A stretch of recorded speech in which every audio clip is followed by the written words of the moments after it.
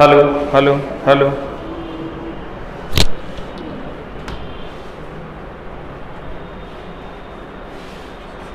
यहाँ तक हो गया था क्या?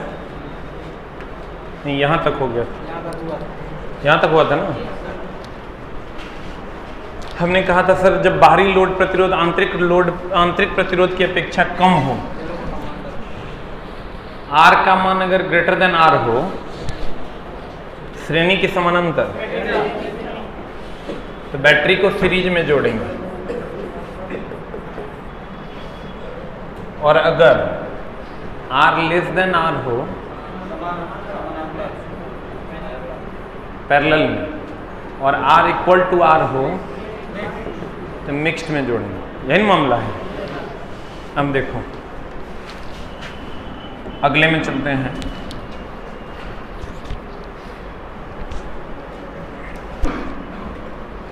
कहता है जब लोड प्रतिरोध का मान सेलों के कुल आंतरिक प्रतिरोध के तुल्य हो, यानी R is equal to R हो, तो सर्किट का करंट अधिकतम हो जाता है, I का मान मैक्स हो जाता है।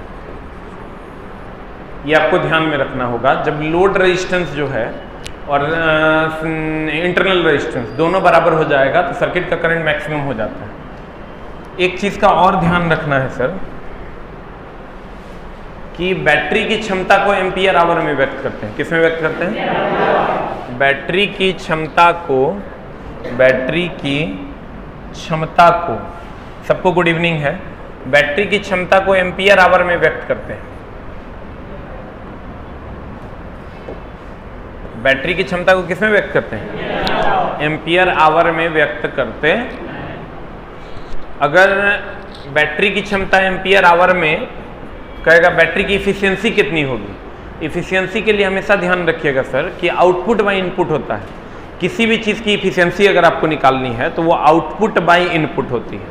क्या बाय क्या होती है? यानी अगर इसकी इफिशियंसी हमको निकालनी है तो हम इसका आउटपुट निकालेंगे। आउटपुट बोले डिस्चार्ज की चार्ज, तो हम कहेंगे डिस्चार्ज का एम्पियर आवर आप बट्टा चार्ज का एम्पियर आवर अगुना डिस्चार्ज का एम्पियर आवर बटा चार्ज का एम्पियर आवर गुना कितना? 100। ये होता है बैटरी की इफिशियंसी का फॉर्मूला। और बैटरी की इफिशियंसी को व्यक्त किया जाता है, दक्षता को, क्षमता को व्यक्त किया जाता है किसमें? Ampere hour. किसमें व्यक्त किया जाता है? कोई भी बैटरी जब आप खरीदिएगा ना तो देखिएगा उसमें एम्पियर आवर लिखा हुआ रहता है। कोई भी बैटरी आप खरीद लीजिए, आप देखिएगा उस पर एम्पियर आवर लिखा हुआ रहता। कहता देखिए, बैटरी की क्षमता एम्पियर घंटे में व्यक्त की जाती है। Very very important, highlighted.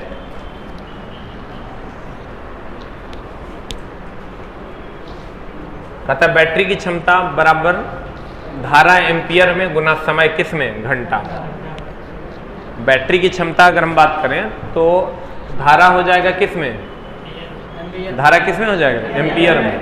और समय किसमें हो जाएगा? घंटा में। यानी एम्पियर आवर में। किसमें?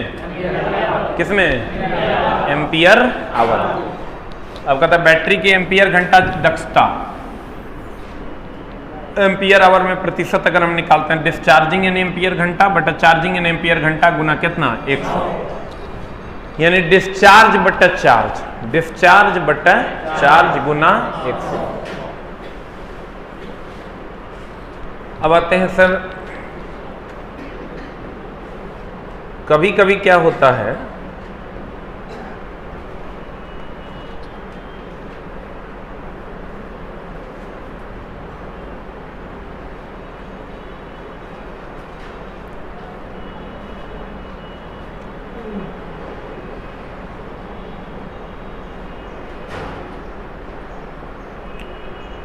ध्यान दीजिएगा, अगर हम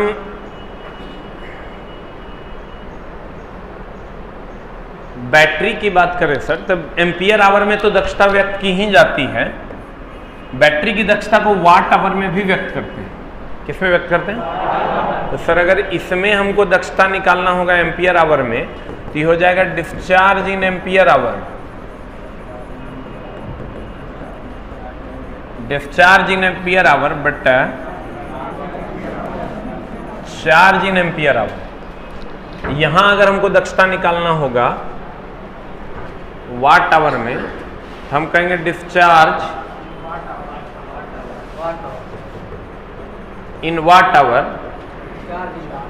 बटा चार्ज इन वाट आवर, गुना कितना 100 गुना 100, ठीक है। डिस्चार्ज इन एम्पियर आवर बटा चार्ज इन एम्पियर आवर, यहाँ वाट आवर में होगा डिस्चार्ज इन वाट आवर बटा चार्ज इन वाट आवर गुना कितना 100। अगर हम एम्पियर आवर में दक्षता की बात करें तो किसी भी बैटरी की दक्षता 90 से 95% होती है, और अगर वाट आवर में दक्षता की बात करें तो बैटरी की दक्षता 80 से 85% होती है।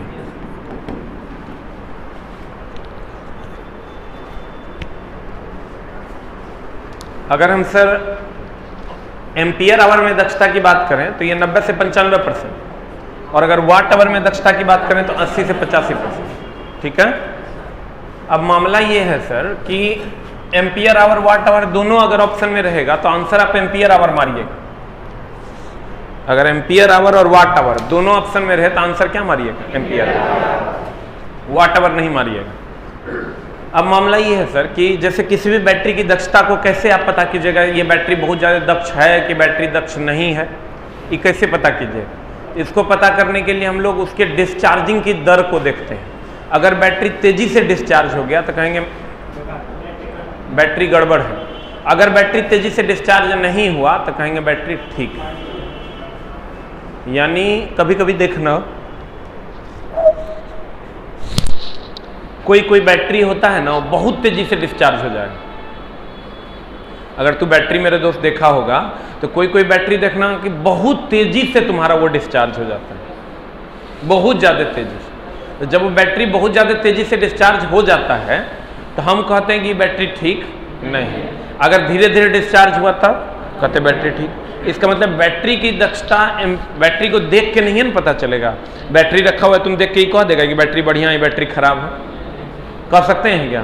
तो बैटरी की दक्षता को एम्पियर आवर में व्यक्त करते हैं। बैटरी देख के नहीं पता चलता, उसके डिस्चार्ज की दर को देख के पता चलता है कि बैटरी ठीक है कि गड़बड़। बोला ना? तो कहते हैं, गौर फरमाइएगा, तो बैटरी की दक्षता किससे व्यक्त की कैसे पता चलता है सर? डिस्चार्ज की दर से बैटरी की दक्षता का पता चलता है। कहते हैं देखो लेड एसिड बैटरी की एम्पियर घंटा दक्षता कितना से कितना परसेंट होती है? 90%। बैटरी की वाट घंटा दक्षता को अगर हमको निकालना होगा तो डिस्चार्जिंग इन वाट घंटा बटा चार्जिंग इन वाट घंटा गुना 100। लेड एसिड बैटरी की वाट घंटा दक्षता का मान 80 से 85% तक होता। अब बैटरी की क्षमता डिस्चार्ज की दर पर निर्भर करती है, सही है। बैटरी की जो क्षमता है,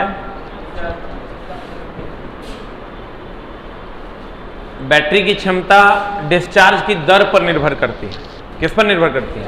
अगर वो तेजी से डिस्चार्ज हो गया इसका मतलब बैटरी की दक्षता ज्यादा है, अगर वो तेजी से डिस्चार्ज नहीं हुआ इसका मतलब बैटरी की दक्षता उल्टा हो गया। अगर बैटरी तेजी से डिस्चार्ज हो गया इसका मतलब बैटरी की दक्षता कम है, और अगर धीरे धीरे डिस्चार्ज हो गया इसका मतलब बैटरी की दक्षता अधिक है। अब आते हैं सर बैटरी चार्जिंग पे। बैटरी चार्जिंग पे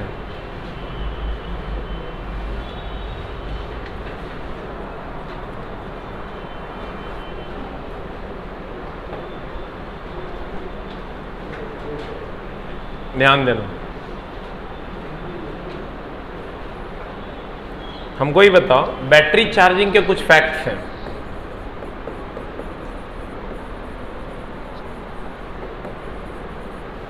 कि बैटरी को चार्ज कैसे करते हैं, क्या क्या उसका मामला है, उसको गौर से देखना।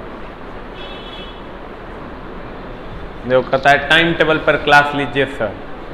देखो बाबू मेरा कोई टाइम टेबल नहीं है, हम ऐसे ही क्लास लेते हैं। मन जब तक मेरा नहीं रहेगा तब तक तू मेरा पढ़वा लेगा हमसे। हम आधा घंटा पढ़ाएंगे तो हर जीवन बदल जाएगा। आधा घंटा तू हमारा 20 मिनट पढ़ाएंगे माँ, उतने पढ़ लो समझ में आ जाना चाहिए। 1 घंटा बकथोती करके चल जाएंगे, कहेंगे और बताओ क्या सब चल रहा है, बिहार पुलिस का क्वेश्चन आउट हुआ कि ना। तो तू टाइम गिनता है, तुम ये देखो कि आज हम कितना पढ़े हैं, ठीक ना, नहीं तो मामला गड़बड़ा जाएगा, गड़बड़ा जाएगा, एकदम गड़बड़ा जाएगा। हम ये बैच शौक से पढ़ाते हैं, हमको अच्छा लगता है इसलिए पढ़ाते हैं। आधा घंटा मेरा काफ़ी है, तुम्हें आधा घंटा पढ़ के तो देखो, आधा घंटा हम अगर मन से पढ़ा दिए तो 1 घंटा के बराबर है। मन नहीं लगेगा पढ़ाने, 1 घंटा पढ़ाएंगे तो 10 मिनट के बराबर नहीं। इसलिए प्यारे बच्चों, मेरा समय ना देखें, नहीं तो आपका समय खराब हो जाएगा। देखो त्रिलोक बाबू, पढ़ाई पे ध्यान दीजिए। बैटरी चार्जिंग जब भी होता है चला डीसी से होता है। एसी को चूंकि तुम स्टोर नहीं कर सकता, जब भी हम करेंगे किसको स्टोर करेंगे, डीसी को स्टोर करेंगे, हम लोग एसी को स्टोर नहीं करते। जब भी स्टोर करेंगे किसको स्टोर करेंगे, डीसी को स्टोर करते हैं। तो कहता है बैटरी चार्जिंग जब भी होगा डीसी से होगा, इसलिए सर कि बैटरी में हम लोग स्टोर करते हैं चार्ज को, स्टोर सिर्फ डीसी को किया जा सकता है, एसी को स्टोर। दूसरा, अगर आप बैटरी चार्ज कर रहे हैं, बैटरी को क्या कर रहे हैं सर, तो ऑब्वियसली इलेक्ट्रोलाइट जो उसमें है, उसका इलेक्ट्रोलाइट जो उसमें है उसका अपेक्षित घनत्व तो बढ़ेगा कि घटेगा, क्या हो जाएगा, जो बैटरी है उसमें इलेक्ट्रॉन जब स्टोर होना शुरू हो जाएगा, ये इलेक्ट्रॉन स्टोर होना शुरू हो जाएगा, इसका अपेक्षित घनत्व तो बढ़ जाएगा, इसका अपेक्षित घनत्व तो क्या हो जाएगा, बढ़ जाएगा, इसका अपेक्षित घनत्व तो क्या हो जाएगा, बढ़ जाएगा। जब ये बैटरी सर फुल चार्ज हो जाएगा, इसका अपेक्षित घनत्व तो बढ़ जाएगा, स्पेसिफिक ग्रेविटी भी बढ़ जाएगा। अब बोलो कैसे, जब घनत्व तो बढ़ेगा तो इलेक्ट्रॉन की संख्या बढ़ेगी, इलेक्ट्रॉन की संख्या बढ़ेगी तो भारी हो जाएगा कि हल्का होगा, तो भारी हो जाएगा तो ग्रेविटी के अधीन जो बल लगने वाला वो बल ज्यादा लगेगा, क्योंकि ग्रेविटी के अधीन जो बल लगता है वो W बराबर mg लगता है। m का मान अगर ज्यादा हो जाएगा, W का मान ज्यादा हो जाएगा, नहीं हो जाएगा, भारी भी हो जाएगा, अपेक्षित घनत्व भी बढ़ जाएगा। अपेक्षित घनत्व बढ़ जाएगा मतलब अपेक्षित घनत्व को किससे नापते हैं, हाइड्रोमीटर से, किससे नापते हैं। अब देखो, अगर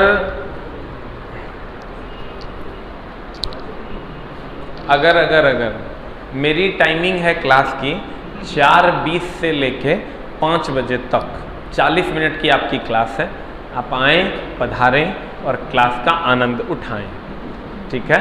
4:20 में हम अगले बार से हम एकदम कोशिश करेंगे कि 4:20 तक आपकी सेवा में उपस्थित हो जाए। एक स्वयंचलक काम रहता है, आते आते कोई मिल जाता है गेटे पर, चढ़ रहे हैं, कोई कहा हे सर तनी है मामला, है सर तनी हऊ मामला, तो डायरेक्टरो हम ही हैं, मास्टरो हम ही हैं, ये कोचिंग में सब हम ही हैं।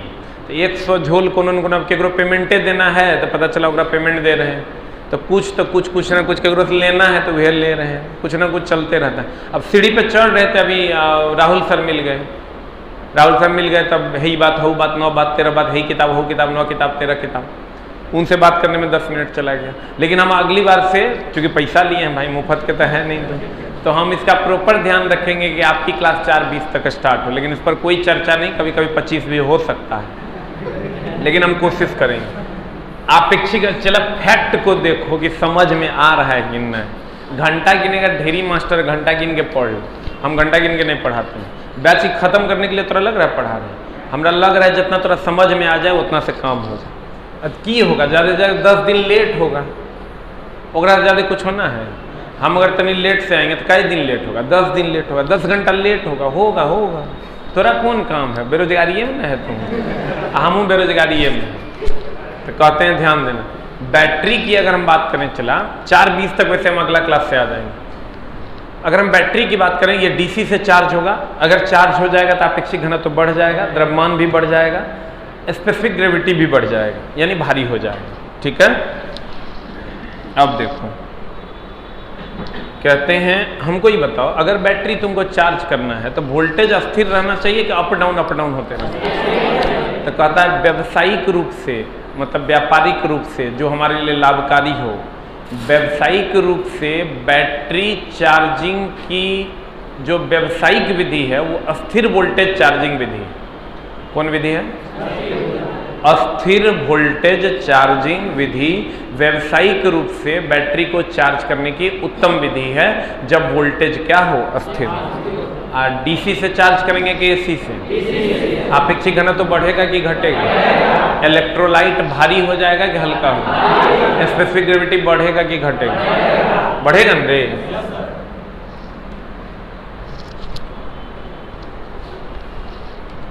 कहते हैं जब किसी सेल अथवा बैटरी के निर्माण के बाद ही या डिस्चार्ज होने पर पुनः किसी बाहरी डीसी स्रोत से जोड़ा जाता है तो उसे हम क्या कहेंगे? कौन स्रोत से जोड़ेंगे? तो तुम लोग कहेगा मास्टर साहब हम लोग जब मोबाइल चार्ज करते हैं तो डायरेक्ट एसी में घुसा देते हैं, उसमें जो वो देखता है इतना बड़का, वो है सर रेक्टिफायर, उसमें लगल है डायोड, वो एसी लेता है डीसी में बदल के दे देता है। इसलिए तुम देखना कि ऐसा कोई देखा है, ऐसा कोई चार्जर जेकरा में वो इतना बड़का नहीं हो, वो रहबे करता है, वो एसी को किस में बदल देता है? डीसी। कहता है इसके लिए केवल डीसी स्रोत की जरूरत होती है। किसकी जरूरत होती है? एसी से बैटरी चार्ज नहीं होती। इसमें बैटरी का धन संयोजक, अब देखो अगर तुमको बैटरी चार्ज करना है और मान लो ये बैटरी है और इसमें दो प्लेट है, एक है पॉजिटिव प्लेट और एक है क्या? Negative plate. एक है पॉजिटिव प्लेट और दूसरा क्या है? Negative plate. अगर एक पॉजिटिव और एक निगेटिव प्लेट है तो तुम जो बैटरी से डीसी जो तुम दोगे तो उसमें भी पॉजिटिव निगेटिव होगा, बोलन रे। तो सर पॉजिटिव सिरा को लाके पॉजिटिव से और निगेटिव सिरा को लाके किससे जोड़ेंगे? निगेटिव से। यानी धन सिरे को धन से और ऋण सिरे को ऋण से जोड़ दिया जाता है बैटरी चार्जिंग। उल्टा नहीं जोड़ना, धन को ऋण से, ऋण को धन से, तुरंत डिस्चार्ज हो जाएगा। इसीलिए तुम देखना बैटरी जब भी चार्ज में लगाते हैं चुट्टा रहता है और चुट्टा में एगो लाल एगो काला रहता है। तो ललका हो गया तुम्हारा मेन, करिया हो गया तुम्हारा अर्थ, न्यूट्रल। करिया हो गया क्या? न्यूट्रल। कहते हैं केवल डीसी स्रोत की जरूरत होती है। इसमें बैटरी का धन संयोजक स्रोत के धन सिरे से तथा ऋण संयोजक ऋण सिरे से संयोजित किया जाता है। बैटरी के चार्जिंग के समय इलेक्ट्रोलाइट का अपेक्षिक घनत्व तो क्या हो जाता है? बढ़ जाता है। लेड एसिड सेल को चार्ज करने की व्यावसायिक विधि है अस्थिर वोल्टेज विधि। कौन विधि? कौन विधि रे? अस्थिर वोल्टेज विधि।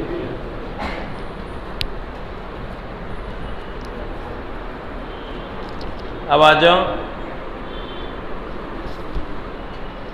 अगले में।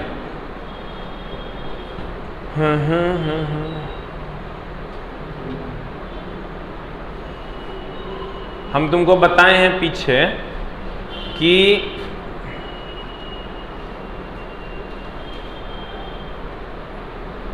अगर मान लो कि बैटरी ओवर चार्ज हो गया, क्या हो गया? चला ओवर चार्ज हो गया तो ये हमारे लिए पॉजिटिव है कि निगेटिव है? अरे बैटरी चार्ज में लगल है, लगले छोड़ दिए तो पॉजिटिव कि निगेटिव? पॉजिटिव बात हो गया, ये निगेटिव बात हो गया। इससे बैटरी के प्लेटों पर जंग लग जाएगा। और अगर तुम कनेक्शन उल्टा कर दिया तो देखो क्या होगा। अगर कभी कोई क्वेश्चन ये पूछता है कि अगर ये बैटरी है और इसका कनेक्शन जो है ये पॉजिटिव है और ये निगेटिव है, और तुम जो कनेक्शन कर रहा है इसको दे रहा है निगेटिव और इसको दे रहा है पॉजिटिव, सारा का सारा करंट खट खट डिस्चार्ज हो जाए, मतलब तेजी से करंट का प्रवाह होना शुरू हो जाएगा। जब तेजी से करंट का प्रवाह हो जाएगा मतलब तेजी से करंट का लोप हो जाएगा, यानी वोल्टेज बैटरी का क्या हो जाएगा? खत्म हो जाएगा। इसलिए टर्मिनल को कभी भी बैटरी में उल्टा नहीं जोड़ना चाहिए, ठीक है। और ओवर चार्जिंग करना चाहिए। सर ये तो आपको पता होगा कि निगेटिव प्लेट लेड पेरोक्साइड का होता है और पॉजिटिव प्लेट स्पंजी सीसा का होता है। और जब बैटरी डिस्चार्ज हो जाता है तुम देखना सफ़ेद कलर का रंग तुमको दिखेगा चुटवा पे, बोलन रे। जब बैटरी डिस्चार्ज होता है तो प्लेट का रंग सफ़ेद हो जाता है। कैसा हो जाता है? कहता है बैटरी को डिस्चार्ज होने के बाद प्लेट का रंग क्या हो जाता है? सफ़ेद। चार्जिंग के समय लेड एसिड सेल विद्युत ऊर्जा को किस ऊर्जा में बदलता है? इस सर जो विद्युत ऊर्जा चार्जिंग के समय हम विद्युत ऊर्जा देते हैं और रासायनिक ऊर्जा में बदल देगा। और जब चार्ज हो जाएगा तो एक पास रासायनिक ऊर्जा होगा, फिर विद्युत ऊर्जा में बदलेगा। अगर मान लो ये बैटरी है, अगर ये बैटरी है अभी डिस्चार्ज है और ये बैटरी चार्ज है, ये बैटरी मेरे दोस्त चार्ज है और ये बैटरी डिस्चार्ज है, तो पहले ही क्या करेगा, ये विद्युत ऊर्जा को यानी डीसी जो इसको देंगे यानी विद्युत ऊर्जा जो इसको देंगे, ये विद्युत ऊर्जा को किस में बदल देंगे, रासायनिक ऊर्जा में बदल देगा। विद्युत ऊर्जा को किस में बदल देगा, रासायनिक ऊर्जा। ये जब चार्ज हो जाएगा, ये डिस्चार्ज बैटरी है,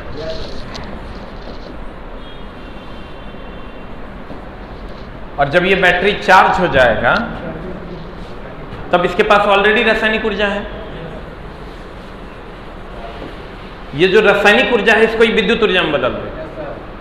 जब ये चार्ज हो जाएगा तो रासायनिक को किस में बदलेगा, विद्युत। और चार्जिंग के समय कहेगा तो विद्युत ऊर्जा को किस में, रासायनिक ऊर्जा।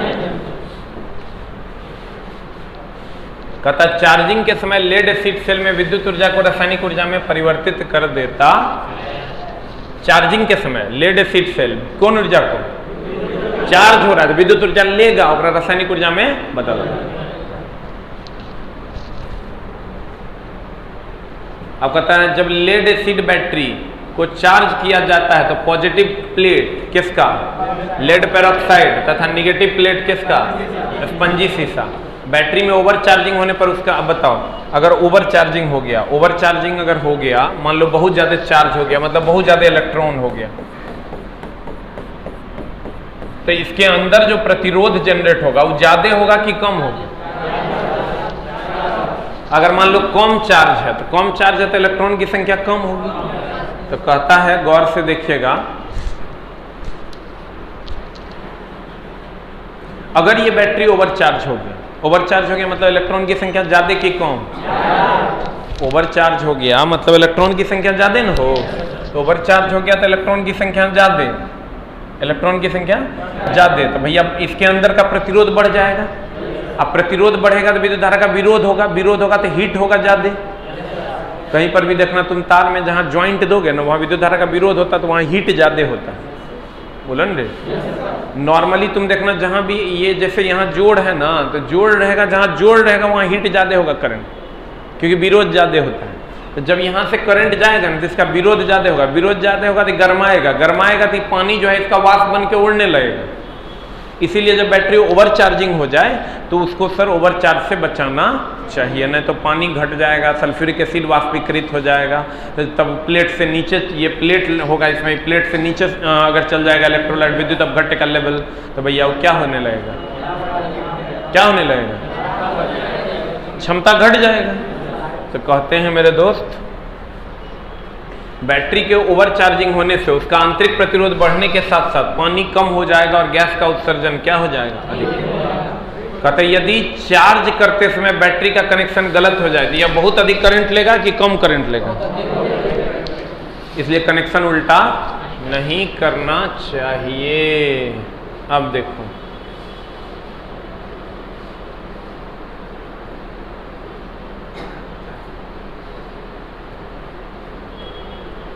हमको ये बताओ दोस्त कि अगर बहुत ज्यादा चार्ज हो गया, ओवर चार्जिंग मतलब लगैले है छोड़ दिया 5 दिन तक,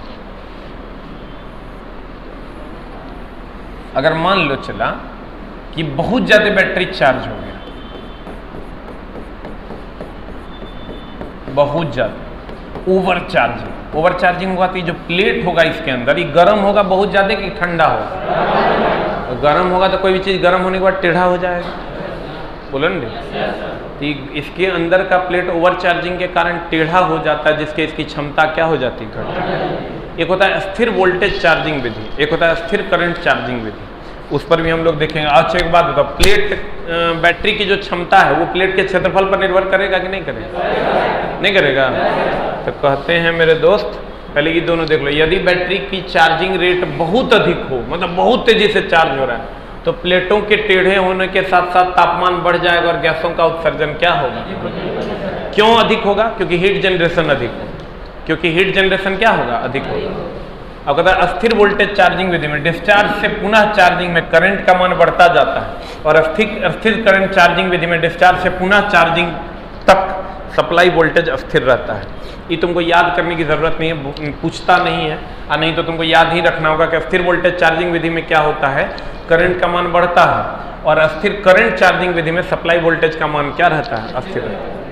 किसी भी स्टोरेज बैटरी की क्षमता उसके प्लेट के क्षेत्रफल पर निर्भर करती है, अर्थात अगर क्षेत्रफल ज्यादा है तो क्षमता ज्यादा, क्षेत्रफल अगर कम है तो क्षमता कम, क्योंकि चला अगर प्लेट का क्षेत्रफल ज्यादा होगा तो ज्यादा इलेक्ट्रॉन स्टोर होगा, और ज्यादा इलेक्ट्रॉन स्टोर होगा तो उसकी क्षमता भी क्या होगी, ज्यादा होगी।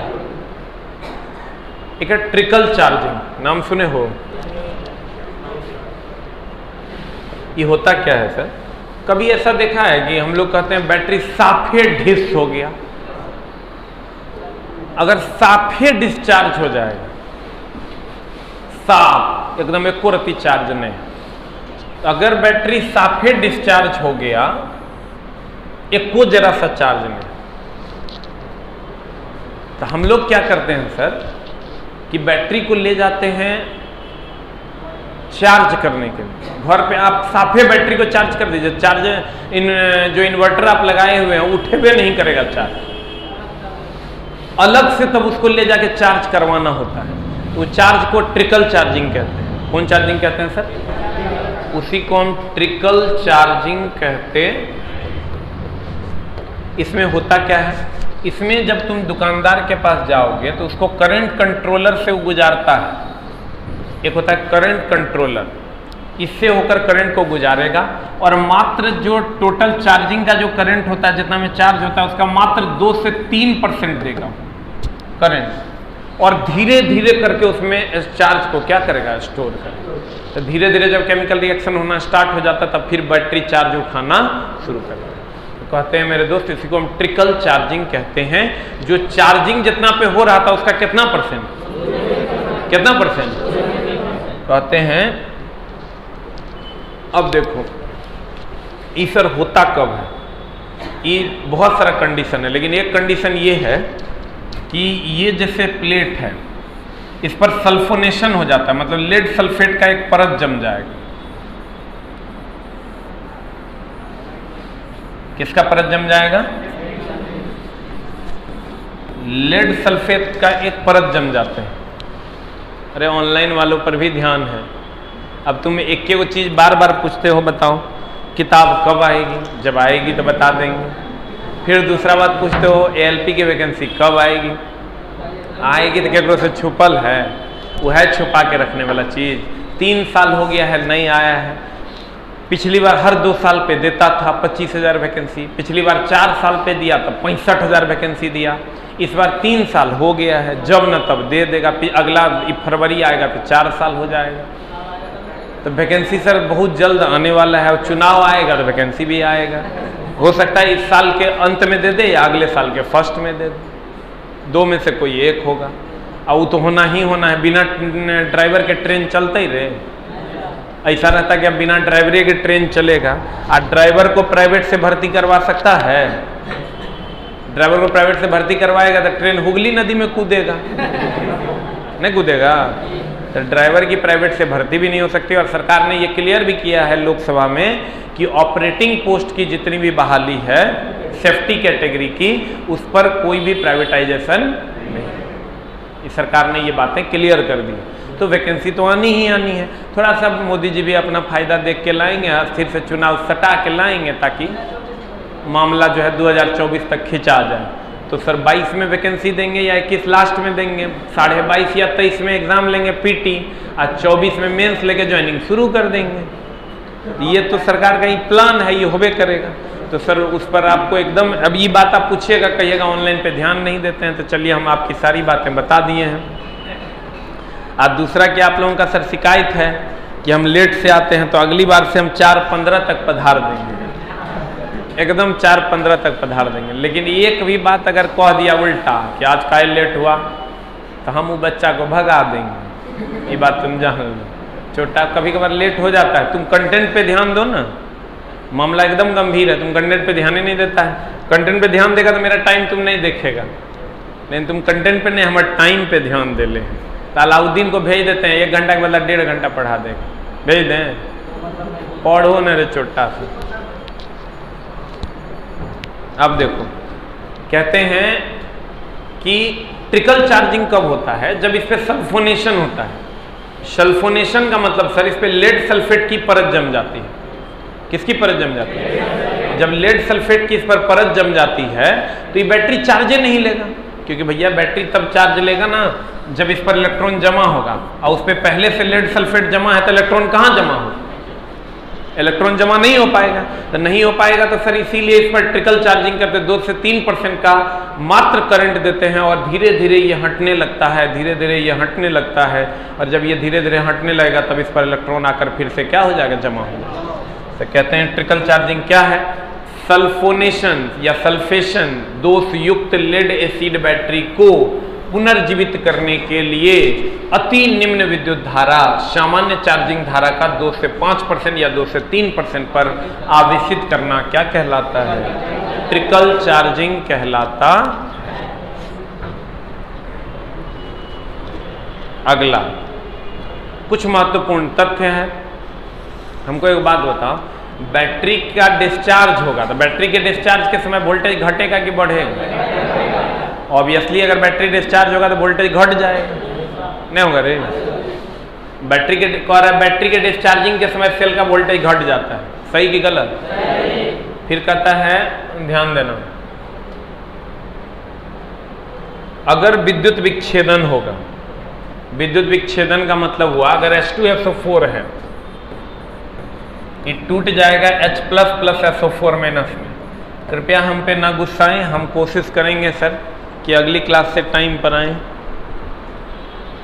गुस्सा कीजिएगा तो फिर हम 1.5 घंटा पढ़ाने लगेंगे, मामला गड़बड़ा जाएगा, तब 15 से 20 दिन में कोर्स खत्म हो सकता है। इसलिए पढ़ो न छोटा, हम ये कोर्स को 12 दिन में ख़त्म किए हैं ALP के टाइम में। ख़त्म अगर कहोगे तो बहुत आसान है मेरे लिए, हम शुरू होंगे तो फिर हमारा कुछ देखना है, सरिया देंगे पकड़, लेकिन वो काम नहीं करना है, पढ़ो मन लगा के। कहते हैं H2SO4 जब H+ और SO4 माइनस में टूट गया तो इसको हम विद्युत विच्छेदन कहें रे? बोलो न रे, क्या कहेंगे इसको? इसको हम विद्युत विच्छेदन कहते हैं। क्या कहते हैं इसको?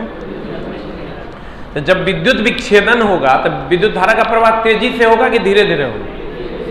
जितना ज्यादा आयन होगा ना, कहते हैं विद्युत अपघट्य में आयन के कारण ही धारा का प्रवाह होता है, तो आयन की संख्या जितना ज्यादा होगा धारा का प्रवाह उतनी तेजी से होगा। बोलो न रे? तो कहते हैं, गौर फरमाइएगा, विद्युत विच्छेदन के समय जब मुक्त किए गए आयन का भार बढ़ता है तो उत्पन्न बिजली की मात्रा बढ़ेगी कि घटेगी? हाँ, अब बताओ बैटरी की स्थिति दर जो है, बैटरी की स्थिति जो है कैसे पता चलेगा? डिस्चार्जिंग की दर से। अगर डिस्चार्जिंग की दर तेज है का मतलब बैटरी खराब है कि बढ़िया है? अगर डिस्चार्ज धीरे धीरे हो रहा है तो कहते हैं बैटरी की स्थिति उच्च दर डिस्चार्ज से निर्धारित की जाती है। विद्युत अपघटन में कैथोड पर एकत्र होने वाले पदार्थ का द्रव्यमान, देखो ये विद्युत अपघटन में क्या होता है, ये फैराडे का विद्युत अपघटन का नियम है। वो क्या नियम है? ये कहता है कि कैथोड जो होता है, एनोड जो होता है इलेक्ट्रॉन लॉस करेगा, और कैथोड पर इलेक्ट्रॉन क्या होगा?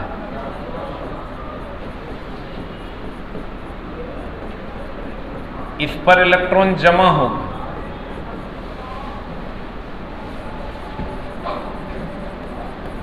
ये हो गया कैथोड, ये क्या हो गया? कैथोड। ये क्या हो गया? एनोड। ये इलेक्ट्रॉन का त्याग करेगा, इस पर इलेक्ट्रॉन जमा होगा। कैथोड पर जमा धातु का जो द्रव्यमान है, किस पर जमा? किस पर जमा रे? कैथोड पर जमा धातु का जो द्रव्यमान है किस पर जमा? किस पर जमा? कैथोड पर जमा धातु का जो द्रव्यमान है वो, इससे जो सर हम आवेश जो बैटरी जोड़ते हैं, ये विद्युत अपघटन की क्रिया है, ये पॉजिटिव ही निगेटिव, तो वो डिपेंड, इसका मास मान लो m है, इसका आवेश q है, और इस पर जो जमा धातु का द्रव्यमान मान लो m है। m समानुपाती होता है q के, यानी ये बैटरी जितना, इलेक्ट्रोप्लेटिंग पढ़ा है रे? नहीं पढ़ा होगा। इलेक्ट्रोप्लेटिंग मतलब होता है परत चढ़ाना। इलेक्ट्रोप्लेटिंग मतलब परत चढ़ाना। ये अब है क्या, इसको हम फिर से बढ़िया से देख लेते हैं। मान लेते हैं चला कि तुरा बैटरी देखा है गाड़ी वाड़ी का, तुम देखना बैटरी शुरू में तुरा लगेगा एकदम स्टील का है, धीरे धीरे ओकरा पर से परत हट के वो दिखेगा तुरा तांबा का है। कभी देखा है परत हट के दूसरे कलर का दिखता हुआ? नहीं। रोल गोल्ड देखा है, लड़की लोग पहनती है झूठा सोना, अरे लगेगा तुरा देख लेगा तो लगेगा बाप रे सोने है, जबकि वो है क्या, लोहा। तो लोहा पर सोना का परत चढ़ा देता है, उसी को हम इलेक्ट्रोप्लेटिंग कहते हैं। ये होता कैसे है ये आपको पढ़ना भी है sir, basic of electricity chapter में, यहां भी पढ़ लीजिए। अगर मान लो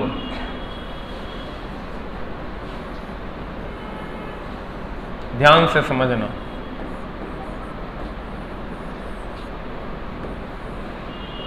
ये मान लो पॉजिटिव है, ये निगेटिव है, ये पॉजिटिव से जुड़ गया, ये एनोड है।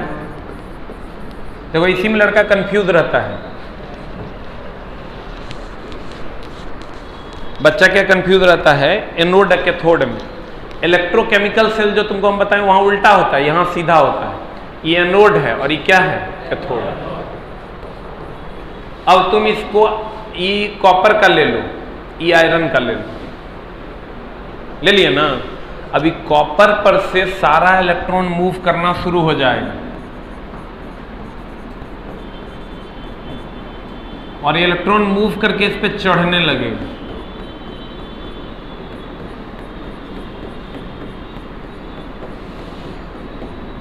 ये इलेक्ट्रॉन जब इस पर मूव करके चढ़ने लगेगा तो एक परत बना देगा। तो ये है आयरन का, लेकिन तुम बाहर से देखोगे तुमको लगेगा कॉपर का है, क्योंकि इस पर कॉपर का एक इलेक्ट्रॉन, कॉपर के इलेक्ट्रॉन का एक परत बन जाता है और इसी परत को इलेक्ट्रोप्लेट चढ़ जाता है, इसीलिए इसको इलेक्ट्रोप्लेटिंग कहते हैं। क्या कहते हैं, इलेक्ट्रोप्लेटिंग में ये जो इसका आवेश मान लो Q है, जितना ज्यादा बैटरी चार्ज रहेगा उतना तेजी से इलेक्ट्रॉन इस पर मूव करेगा और इस पर जमा धातु का द्रव्यमान m है, तो कहता है m समानुपाती होगा Q के। मतलब जितना ज्यादा बैटरी चार्ज होगा उतना ज्यादा एनोड पर से इलेक्ट्रॉन आके कैथोड पर जमा हो। तो कैथोड पर जमा धातु का द्रव्यमान आवेश के, बैटरी के आवेश के समानुपाती होता है। और तुमको भी ये पता है कि m समानुपाती, Q के जगह पर IT लिख दें, बोलो न रे, और m समानुपाती का चिन्ह हटाएंगे, ZIT लिख दें, बोलो न रे।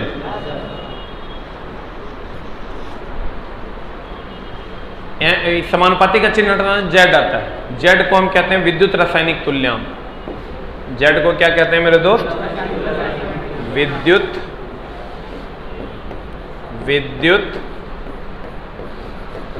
रासायनिक तुल्यांक। Z को कहते हैं क्या, विद्युत रासायनिक तुल्यांक। Z को क्या कहते हैं मेरे दोस्त, विद्युत रासायनिक तुल्यांक। हम ये कह सकते हैं कि कैथोड पर जमा धातु का द्रव्यमान आवेश के समानुपाती होता है, या कैथोड पर जमा धातु का द्रव्यमान जो है विद्युत रासायनिक तुल्यांक धारा और समय के गुणनफल के बराबर होता है। बोलो न रे। अब कहता है कि बैटरी की नहीं, विद्युत अपघटन में कैथोड पर एकत्रित होने वाले पदार्थ का द्रव्यमान, करंट के परिमाण, विद्युत रासायनिक तुल्यांक और समय का गुणनफल होता है। यानी m बराबर होता है ZIT, यानी विद्युत रासायनिक तुल्यांक धारा और समय का गुणनफल होता। अब कहता है विद्युत अपघटन में उपस्थित अशुद्धियों के कारण सेल के प्लेट का आंतरिक शॉर्ट सर्किट पैदा हो जाता है, जिसे हम स्थानीय क्रिया दोष कहते हैं। सर ये जो विद्युत अपघट्य होता है, अगर उसमें अशुद्धि आ जाएगा तो अशुद्धि आ जाएगा, विद्युत का चालन बहुत तेजी से होने लगता है, जिसके कारण बैटरी शॉर्ट सर्किट होकर जल जाता है।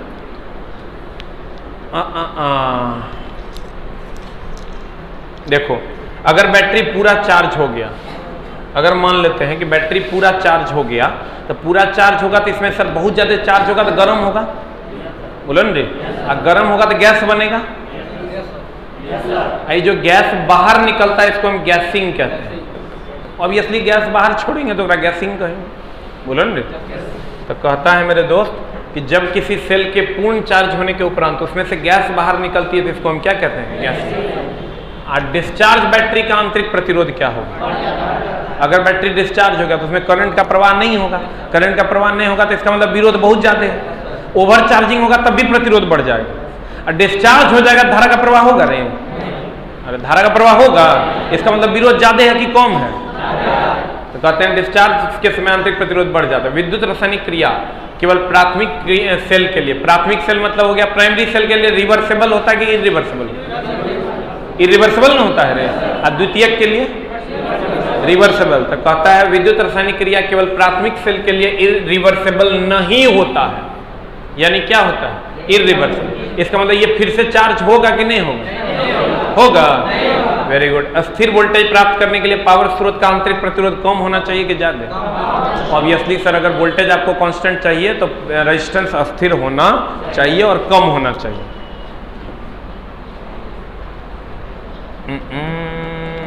देखो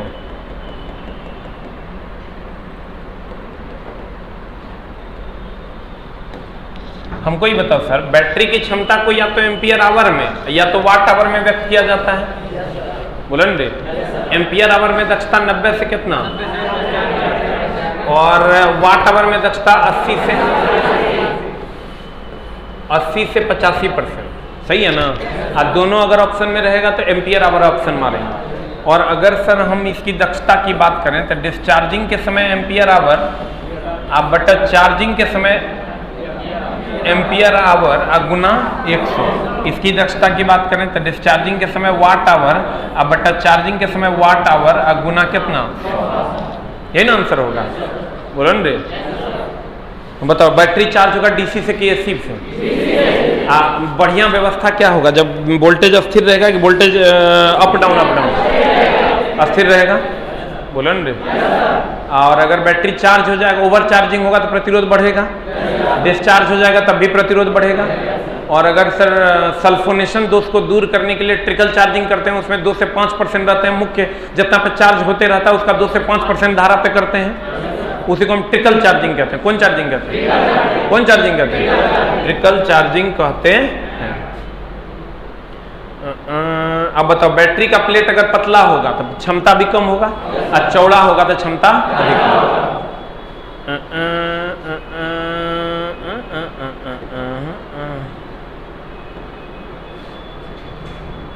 बैटरी चार्ज हो जाएगा तो इलेक्ट्रोलाइट का अपेक्षित घनत्व तो बढ़ेगा कि घटेगा? धन को धन से, ऋण को ऋण से कि उल्टा? आप उल्टा अगर कर देंगे तो करंट बेसी ले लेगा। बोलो ना रे।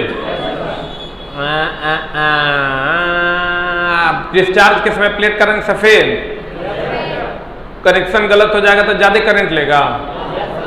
अब बहुत अधिक अगर चार्ज हो जाएगा तो गर्म हो जाएगा तो प्लेट का टेढ़ा न हो जाएगा और गैस निकलने की प्रक्रिया गैसिंग। बोलो ना रे। उसके बाद है सल्फोनेशन तो हो गया। ट्रिकल चार्जिंग तुम्हारा बैटरी के डिस्चार्ज के समय सेल का वोल्टेज घटेगा कि बढ़ेगा? और चार्ज होगा तब? सर चार्ज के समय वो विद्युत ऊर्जा को रासायनिक ऊर्जा में बदलेगा और डिस्चार्ज के समय रासायनिक ऊर्जा को विद्युत ऊर्जा। कैथोड पर जमा धातु का द्रव्यमान ZIT के बराबर होता है। बोलो न रे। बताओ प्राथमिक सेल में रिवर्सेबल की इरिवर्सेबल? और द्वितीयक में? द्वितीयक में क्या? रिवर्सेबल। द्वितीयक में क्या? रिवर्सेबल। Very good.